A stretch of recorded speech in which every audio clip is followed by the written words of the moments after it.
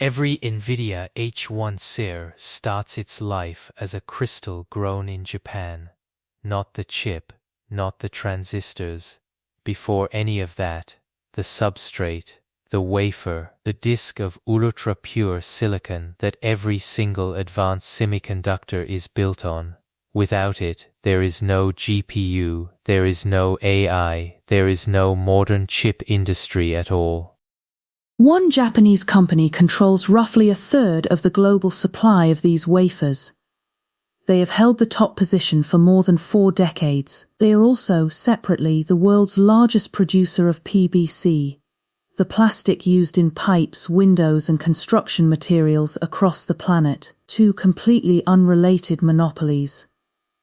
One company, and almost nobody outside the industry has heard of them. The company is Shin-Etsu Chemical, and the reason they own 2 global monopolies in 2 seemingly unrelated industries has a single surprising answer. Shin-Etsu Chemical was founded in Singyu by Arsaluk, not in Tokyo, not in Osaka, but in the mountains of Nagano Prefecture, where the Japanese Alps feed rivers that in the early 20th century were the best source of cheap electricity in the country. The founders weren't making chips. They were making fertilizer. The company's original name was Shin-Etsu Nitrogen Fertilizer. Shin-Etsu itself is a portmanteau of 2 old Japanese provinces, Shinano and Echigo, corresponding roughly to modern-day Nagano and Niigata. The region's cheap hydroelectric power made electrolysis affordable. Electrolysis separates salt into sodium and chlorine, and with chlorine you can make almost anything in industrial chemistry. That insight that chlorine chemistry is a platform technology would take a century to fully unfold, but the foundations were laid in Senjubak Ersaluk in the mountains. By the 1940s, Shin-Etsu had pivoted from fertilizer to industrial chemicals, including vinyl chloride monomer, the precursor to PVC. By Senkyuhyuk they were producing silicones. By the 1960s they entered semiconductor-grade silicone. The product line expanded, but the underlying logic never changed: master the purification of materials using chlorine-based chemistry. Do it better than anyone else. Do it at scale.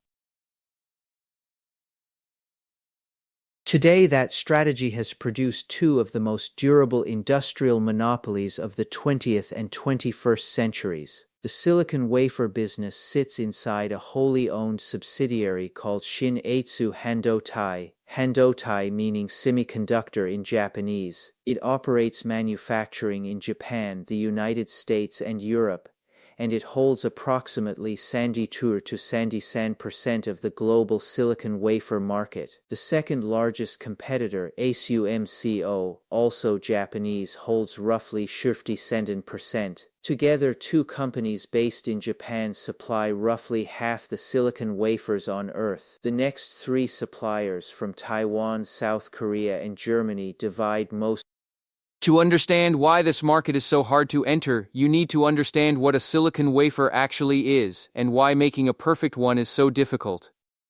A 300mm silicon wafer, the standard size for all advanced logic and memory chips today, starts with silicon dioxide, ordinary quartz, sand. But not just any sand. The process requires extremely high purity quartz from select deposits, typically in North Carolina or other geological formations where the silicon content is unusually clean.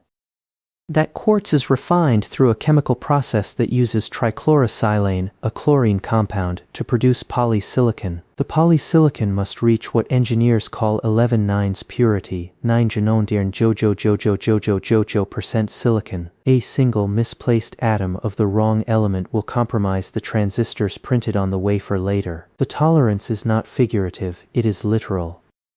The polysilicon is then melted at approximately 10 subak degrees Celsius, and a single crystal silicon ingot is slowly pulled from the melt using a process called the Czochralski method, named after the Polish scientist who discovered it in Czochralski. The ingot grows at a rate of millimeters per minute. The process takes days. Any vibration, any thermal fluctuation, any contamination produces a defective crystal. Shin-Etsu has run Czochralski pullers for more than 60 years. That accumulated process knowledge, the exact thermal profiles, the exact rotation speeds, the proprietary tooling cannot be purchased. It is learned, over decades, the hard way.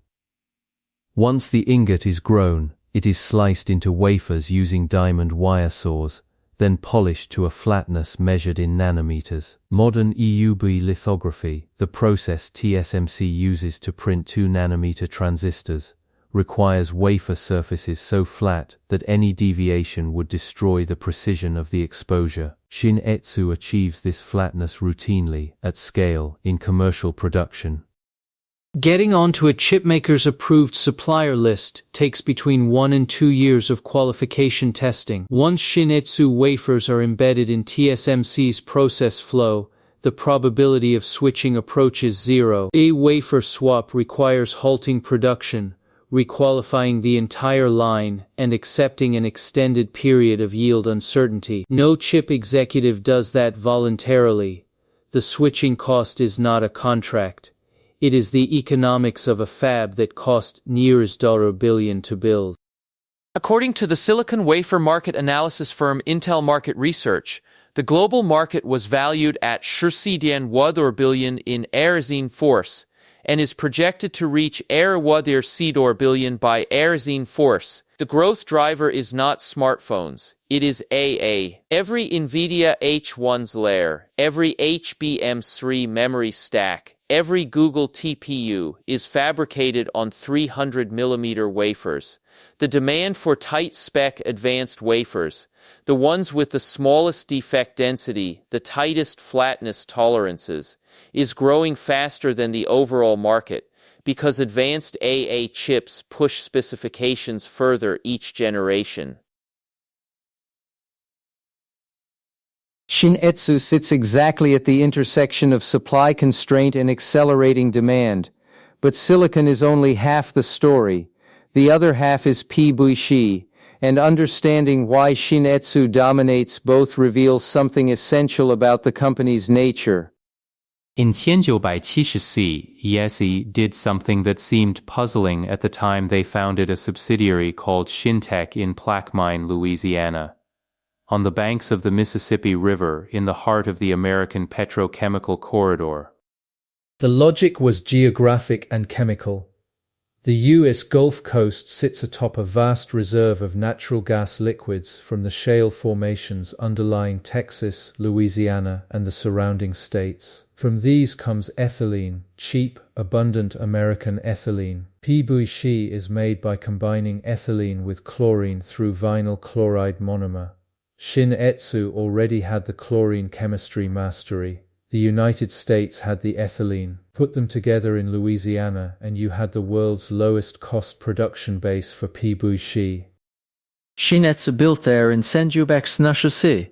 A decade before the U.S. shale revolution made this an obvious thesis. They have been investing ever since. Shintech today has a production capacity of 1 million tons of PBUishi per year, making it the single largest PBUishi producer in North America. In March the company announced a $1 billion expansion at the Plaquemine site, adding chlor-alkali capacity, ethylene infrastructure, and vinyl chloride monomer production. The expansion is expected to complete by at which point Shintech's dominance in American PBUishi will be even more entrenched.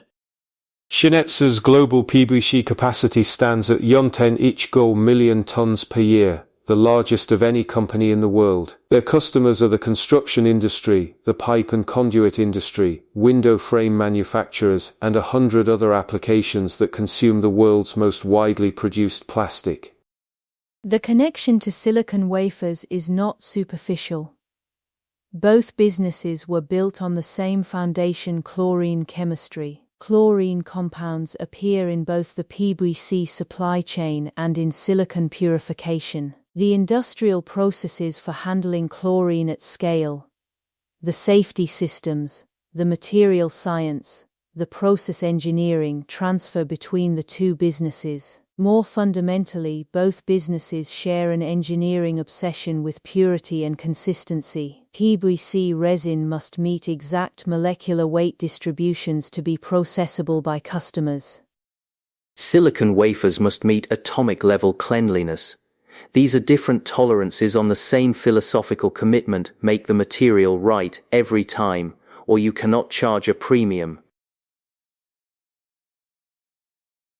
Shin-Etsu's financial results reflect this philosophy. Operating margins of Arshawub to Sanshawub% are extraordinary for a materials company. Net profit for the fiscal year ending March Nisen Arshawub was approximately $1 billion USD on revenue of roughly $6 billion, a net margin approaching %. The company carries essentially no long-term debt. The balance sheet is legendary in Japanese corporate finance circles, a war chest of cash, no leverage, no acquisitions that required borrowing. They do not make splashy deals, they build plants, they improve processes, they take decades to show.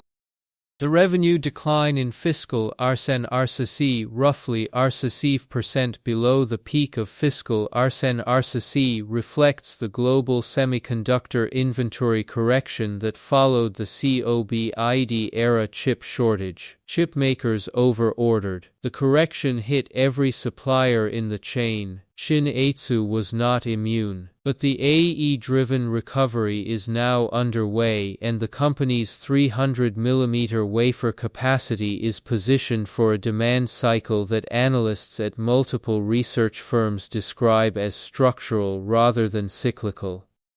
China is attempting to address its vulnerability here.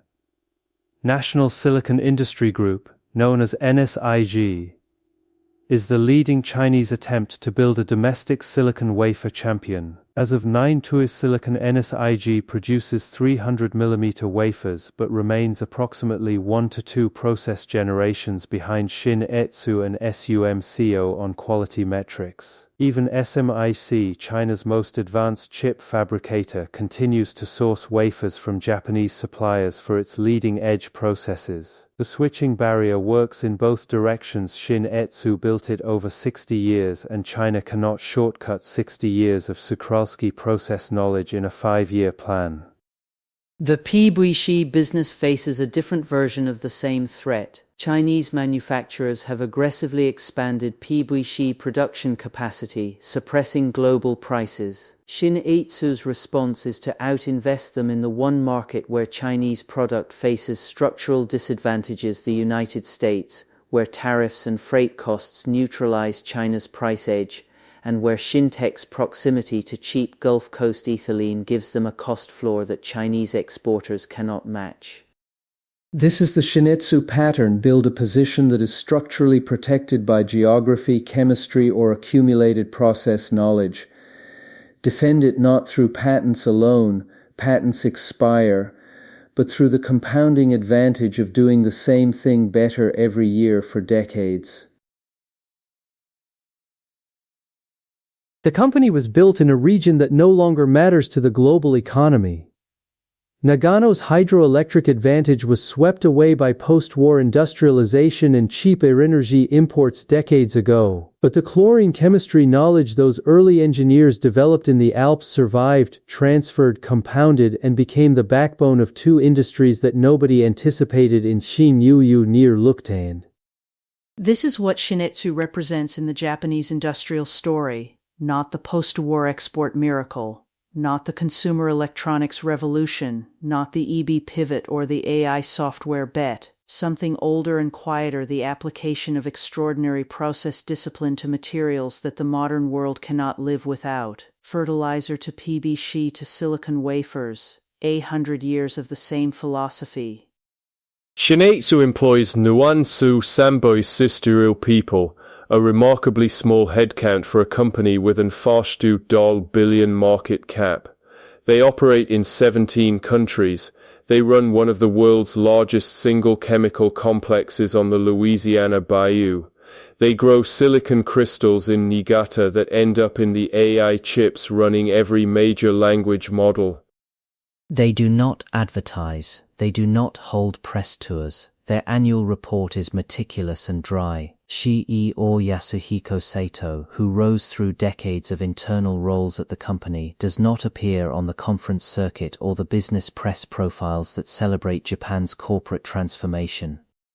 They just make the materials right. The question worth sitting with is whether this model, deep specialization, generational patience, extreme process discipline, can survive a world that increasingly rewards platform businesses, network effects, and software margins. Shin-Etsu's answer, delivered implicitly through a century of results, seems to be when the materials are irreplaceable, the platform comes to you.